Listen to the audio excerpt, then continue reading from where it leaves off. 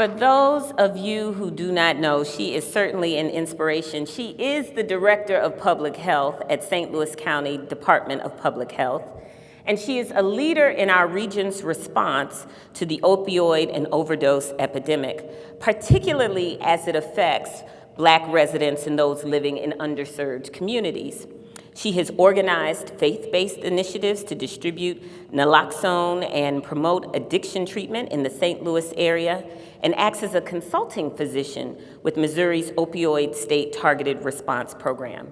If you don't know, she's a native of St. Louis, so she's homegrown, good people, right? And she holds degrees in both medicine and public health from St. Louis University.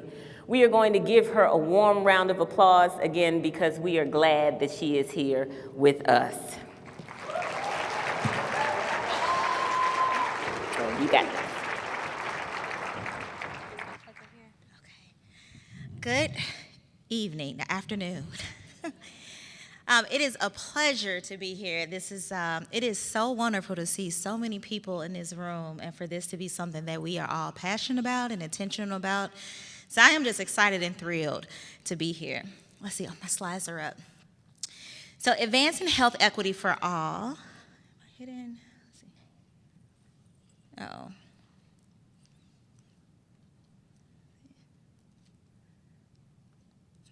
Oh, wait. Sorry, you all.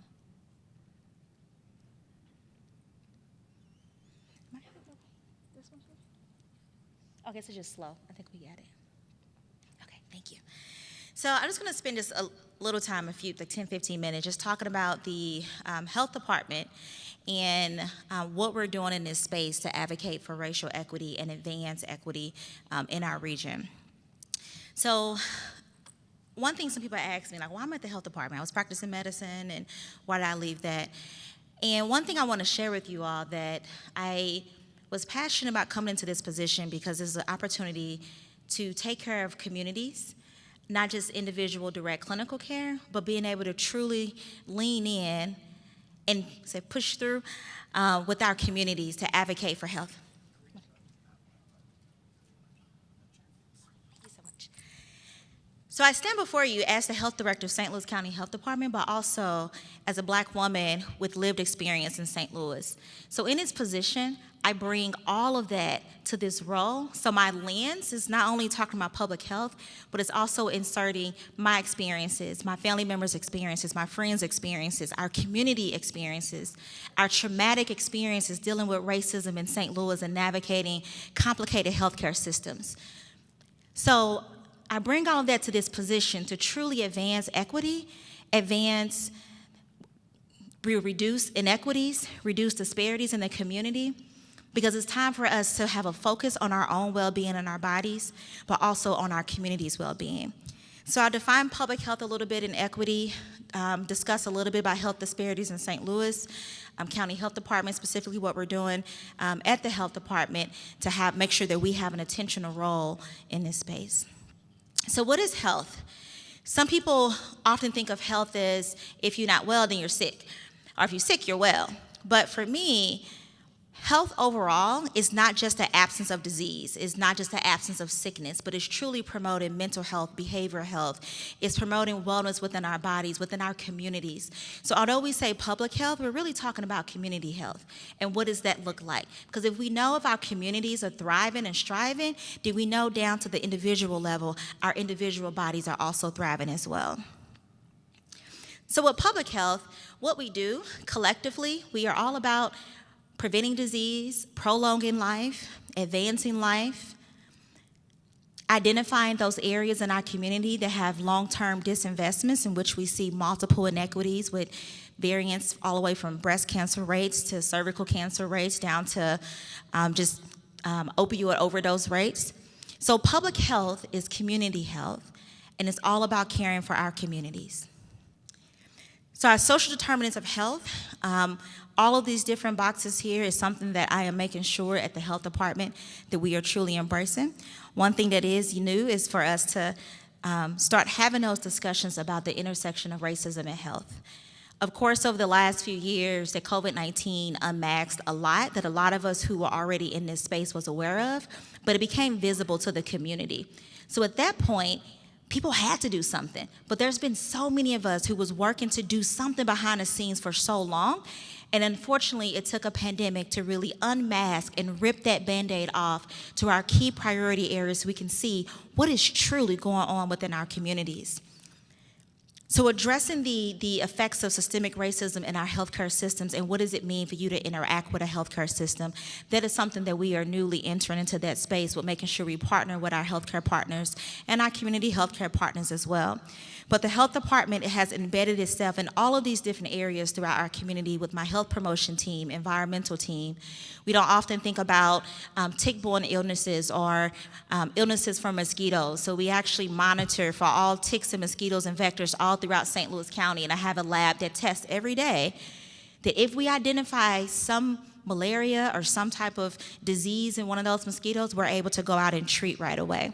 So we're doing a lot of this behind the scenes. We're testing water samples. We're also making sure that the quality of air that we breathe is acceptable.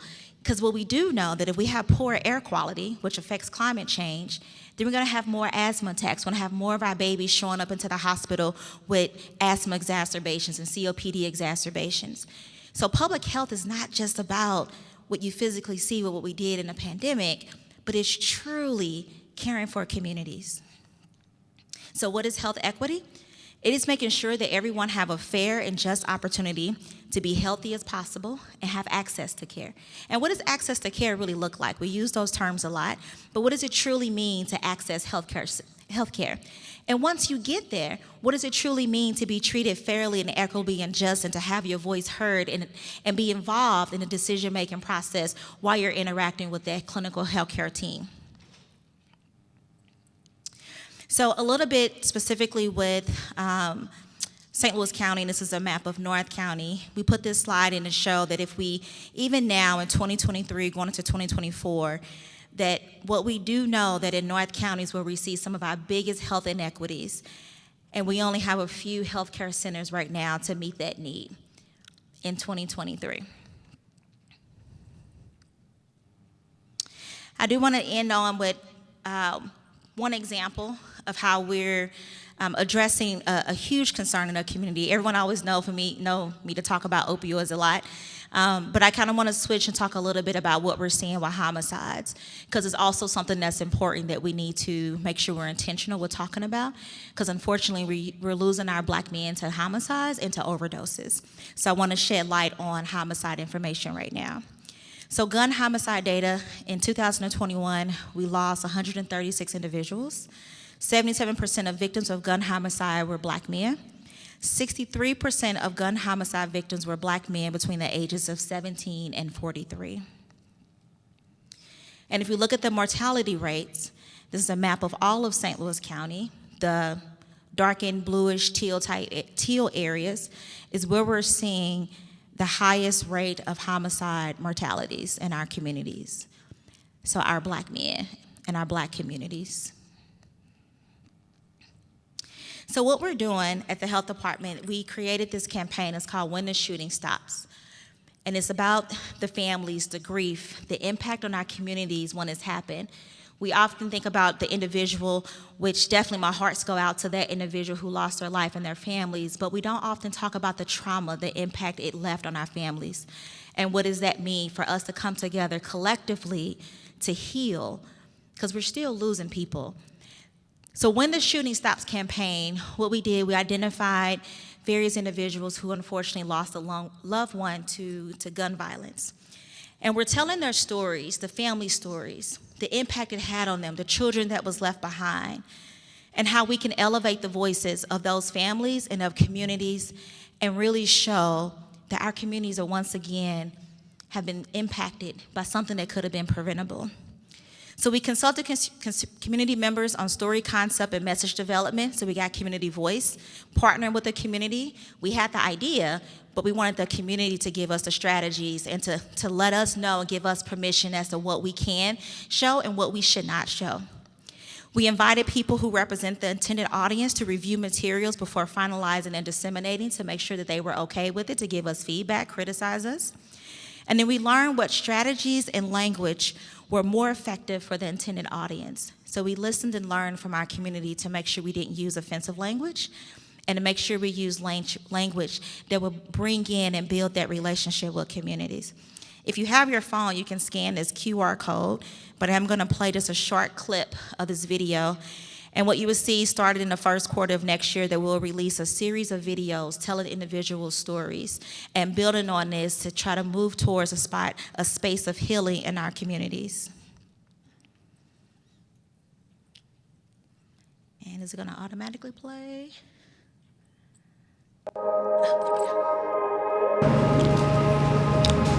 The type of brother that Damon was, he was very loving, very protective.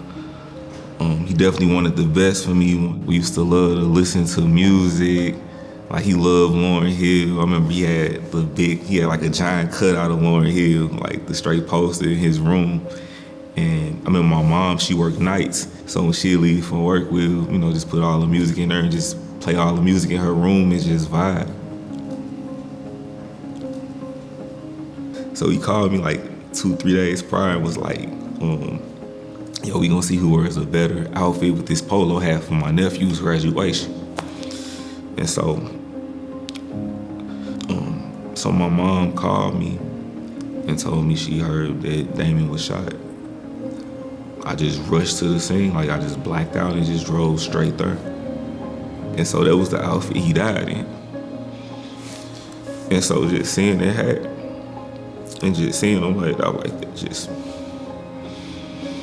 it hurt.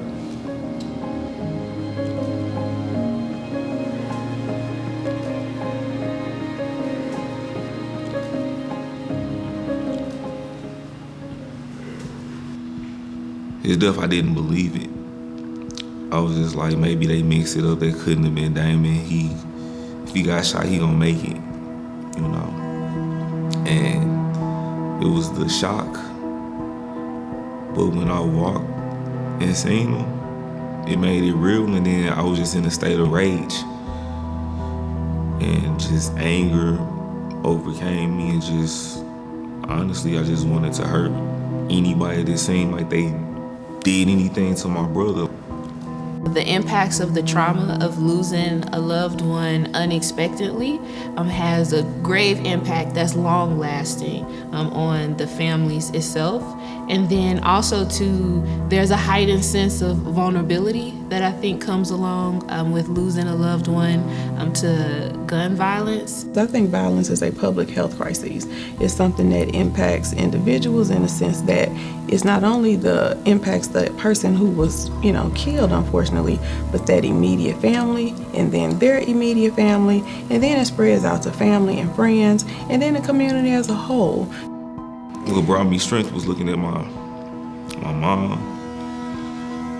my niece, and so just to be strong for them and make sure I can see the process for the funeral and everything. I actually had a one-to-one meeting with Keon himself, with him and his mother, as we discussed funeral arrangements for his brother. When they see their loved one in the casket at the church or at the funeral home, I think that's when reality really sets in, that this is really final for them. Grief within itself is not an easy thing to carry. When it comes to homicide, I think it's the belief that the loved one was taken away from them and they weren't ill or they weren't in a car accident. That's one of the things that makes it a lot harder to deal with, is because the fact that the loved one was taken away violently. Every time there's a holiday, every time that family gets together and that piece of the puzzle is missing, that seat at the table is missing, that particular personality is missing from the family. So it's just an ongoing event that carries itself over the period of time that's almost unforgettable. It's your brother. I'm just calling to check on you, see how you was feeling. Let me know when. And I actually have voicemails of him that I saved, that I listened to. But, it's truly hard to cope with something like that. Because the fact that it happened on Mother's Day, it hurt my mom. Like, Mother's Day will never be the same. Me and my niece definitely, we was drinking for about a month or two straight, just coping. So I think a gun homicide impacts or alters somebody's daily life because it's disruptive. With my business, I sell barbecue sauces and seasonings at Soulard Market. And so I'm doing business selling to customers face to face. So dealing with grief, anger, and sadness, but at the same time I have to put on this mask and be happy and smile. And it was kind of hard doing that. After Damon's death, that lit a fire in me. And so that's what made me decide to start Black Men Read and make it a nonprofit organization to mentor youth, mentor men in our age range, and just using literacy to build self-love, self-awareness, and social awareness amongst Black men in our community. Because I feel like we feel like we have limited options, but through literacy and exploring the world and seeing stuff outside of your environment, it can change the trajectory of your life. Just knowing that I'm doing something positive in his memory, that really motivates me, and that's what helps me cope with my brother, by taking that negative and turning it into a positive. And being in a city where gun violence is prevalent, and knowing that I can relate to a lot of the youth, because my experience is not just me talking, you get what I'm saying? Being someone that experienced the loss and the heartache and having all those emotions, and it just resonates even more with the youth. My greatest hope for Keon and his entire family, one, is to feel a sense of wholeness, even though that their loved one and his brother has been taken away from him. My biggest hope for homicide survivors is that they find peace and find meaning, if there is any, in the tragedy that occurred. If I can say one final message to my brother Damon, I would tell him that your death was not in vain, it wasn't meaningless, and that impact of your death will resonate throughout years to come. And it will be the catalyst and the motivation for me to pursue my goals, my dreams, and making the world a better place. Happy birthday, Damon. Banana pudding. No, it's bread pudding from Old.